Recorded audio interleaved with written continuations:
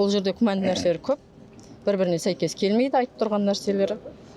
Менің бауырларымды да кінәлаған болатын. Ол жерде өздері айтып тұр, капюшоны бар, сақалды жігіт деп. Менің бауырымда видеоны ашып қайта қарасаңдар, былғары курткіде, басында кепкасы бар.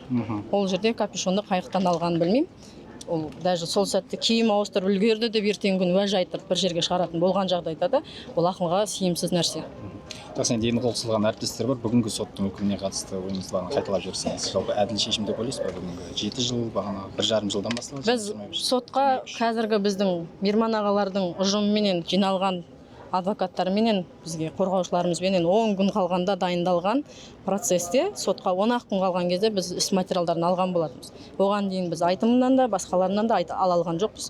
Соның өзінде бұл кісілерге де қорқытулар болып жатқанның өзінде де жолына тосқауыл болғысы келсе де біраз жерге бардық, жақсы деңгейде жұмыс істеді и сот мырза да әділ шешім шығарды деп ойлаймын. Қазір енді Қаржабай мырзамен анаңыздың жағдайы қалай тұр?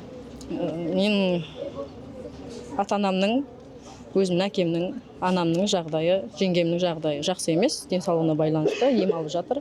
Қазір барлық жерде Қаржабай қастарында жүр. Жақсы, анау ең оқиға орнына басына келген Әскентай Дархан мен Нұрбол Тоқтабаевқа 7 жылдан бері отыр, және бұзақылық деп бір статьямен. Бұл кезде бізде мына қазіргі болып жүрген, қазір қасымызда болып жатқан қорғаушыларымыз болғанда, бұл баптармен кетпес еді бұл балалар. Біз сұраған баппенен бұл тергеу амалдарын жүргізген Следственный комитет дейміз ғой. Сол кісілердің және Алматы облысының прокуратурасы жауап беру керек. Шикілік жіберген үшін и дұрыс бізге хабарламағандар үшін. Біздің бірінші тарапта бірінші болған адвокаттар, Айтым мырзаның командасы, және Следственный комитеттің жіберген көп қателіктері көп. Сондықтан да ол топтық болмай жеке-жеке. Сол себепті олар өздері не себептен білмеймін, мүмкін ол тергеу жүргізген тергеушілерге мүмкін ұнайтын шығар.